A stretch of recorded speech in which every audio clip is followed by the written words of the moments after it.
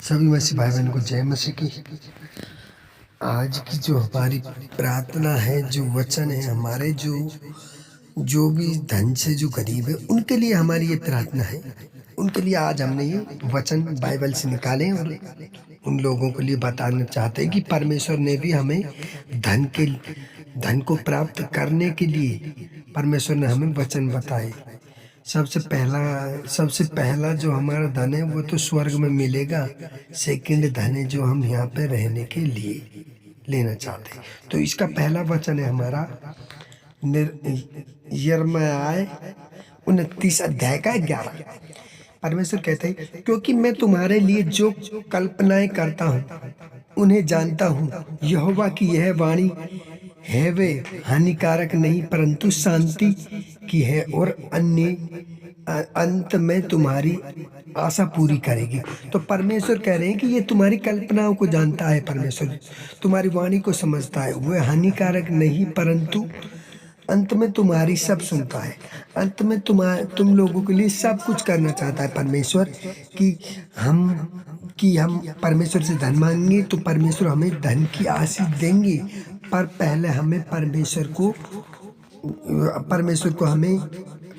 के वहाँ पर हमें परमेश्वर को वो देना पड़ेगा, बीज देना पड़ेगा, तभी तो हमें परमेश्वर हमें देगा। तो हमें परमेश्वर के राज्य में देने के लिए कुड़कुड़ाना नहीं चाहिए। तो परमेश्वर के वचनों को हमें समझे। और इसका सेकंड जो वचन है, ये सेकंड वचन बताता है व्यवस्था विवरण 8 अध्याय का 18। परंतु तू अपने परमेश्वर यहोवा को स्मरण रखना, क्योंकि वही तुझे संपत्ति प्राप्त करने की सामर्थ्य देता है। तो परमेश्वर ये वचन कह रहा है कि परंतु तुम अपने परमेश्वर यहोवा का स्मरण करना,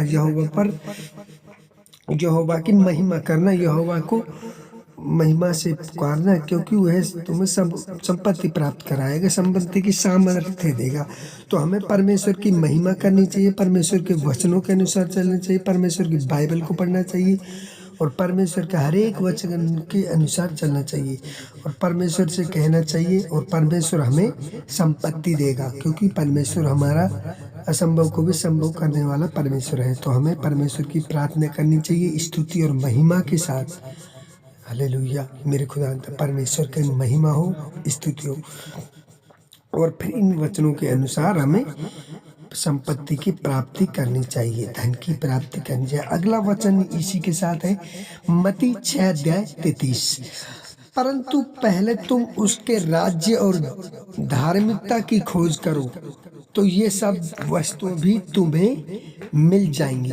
तो परमेश्वर कह रहे हैं, परमेश्वर के वचन में कहा है कि परंतु तुम पहले उसके राज्य और धार्मिकता की खोज करो तो ये वस्तुएं सब तुम्हें मिल जाएंगी। परमेश्वर इस वचन से बताते हैं कि तुम उसके स्वर्ग के राज्य के लिए सब कुछ करो, स्वर्ग के राज्य के लिए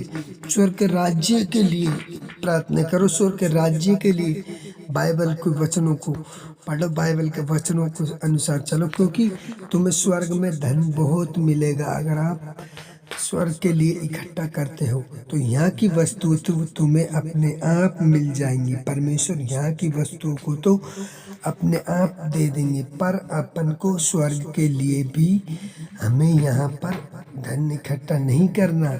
स्वर्ग के लिए हमारे धन इकट्ठा होगा बाइबल को अनुसार चलना, बाइबल को वचनों को पढ़ना, परमेश्वर की महिमा करना, परमेश्वर के सुसमाचार करना। तो इनसे हमें स्वर्ग के राज्य में धन संचय होता है।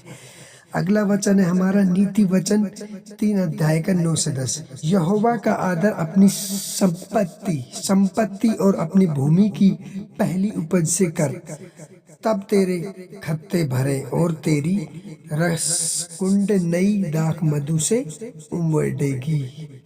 तो इसमें परमेश्वर कह रहे हैं कि यहोवा के लिए, परमेश्वर के लिए सबसे पहली संपत्ति आती है, उसका सबसे पहला अंश हमें यहोवा को देना चाहिए। चाहे खेती हो, चाहे हमें किसी कंपनी में जॉब लगी हो तो कंपनी से, चाहे किसी जो भी हम काम करते हैं उसकी पहली सैलरी आती है, उसका पहला जो भी मुनाफा आता है वो हमें यहोवा को देना चाहिए, क्योंकि यहोवा के लिए सबसे पहला देना चाहिए।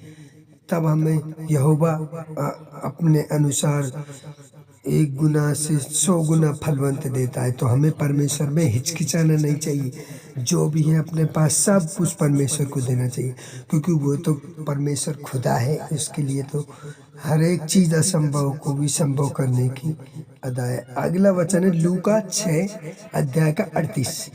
दो तो तुम्हें भी दिया जाएगा, दबाकर हिलाकर और उमड़ा कर तुम्हारी गोद में डाला जाएगा। कि हम अब इस वचन से हम ये समझ आता है कि जैसे हम परमेश्वर को वो देते हैं, किसी को हम चुन देते हैं तो वो उसे हम ऊपर देते हैं, और परमेश्वर हमें कैसे देगा? दबा कर हिला कर। तो हम जो भी चीज़ परमेश्वर को देंगे उसका 100 गुना, 1000 गुना, 30 गुना फलवंत हमें परमेश्वर देगा। तो हमें परमेश्वर के राज्य में देने के लिए हमें हिचकिचाना नहीं चाहिए, परमेश्वर के राज्य में देना चाहिए। अगला वचन है 2 कुरिन्थियों 9 अध्याय का 8। परमेश्वर हर प्रकार का अनुग्रह तुम पर बहुतायत से करे, ताकि तुम सदा हर प्रकार की अच्छी वस्तुओं में समृद्ध होकर हर भले काम के लिए उदार रहे। तो परमेश्वर हर प्रकार के अनुग्रह और बहुतायत से सब कुछ दे, वो सब कुछ अच्छी वस्तुएं दे। परमेश्वर हमें अच्छी वस्तुओं के साथ ब्लेस करे, ताकि हम किसी को दें तो हमें हिचकिचाना नहीं चाहिए। हर एक के लिए हमें आगे रहना चाहिए। हर एक किसी और की भी हमें मदद करनी चाहिए, जितनी हमसे मदद बन सके परमेश्वर के नाम से, उस पिता परमेश्वर, खुदावंद परमेश्वर के नाम से, क्योंकि उसने हमें किसी को देना सिखाया है, उसने हमें किसी को देना दिया है। तो हमें परमेश्वर की महिमा और स्तुति के साथ करना चाहिए। अगला वचन है फिलिपियों 4 अध्याय का 19। और मेरा परमेश्वर भी अपने अनुग्रह से तुम्हारी सारी आवश्यकताओं को यीशु मसीह में महिमा के साथ पूरी करेगा। तो इस वचन से कह रहे हैं कि मेरा जो परमेश्वर है वो अनुग्रह से तुम्हारी सारी आवश्यकताओं को पूरी करेगा, यीशु मसीह में महिमा के साथ पूरी करेगा। तो हमें हमारा परमेश्वर सब कुछ अनुग्रह के साथ हमारी सारी आवश्यकताओं को पूरी करेगा। तो हमें परमेश्वर की महिमा के साथ और उसकी महिमा करनी चाहिए। पिता परमेश्वर हमें सारी आवश्यकताओं को पूरी करेगा, और हर एक वचन के साथ चलना चाहिए। हर एक स्तुति और महिमा करनी चाहिए पिता परमेश्वर की, रोज शाम और सुबह के, और वचनों को पढ़ना चाहिए और प्रार्थना करनी चाहिए, बाइबल पढ़नी चाहिए। अगर हमारा ये वीडियो अच्छा लगा तो प्रभु यीशु मसीह के नाम से इसे सब्सक्राइब करें और लाइक करें, और आमीन टाइप जरूर करें कि ये वीडियो हमारा कैसा लगा, और इन वचनों के अनुसार चलें और शाम सुबह वचन पढ़े और आमीन टाइप करें। सभी भाई बहनों को जय मसीह की। आमीन।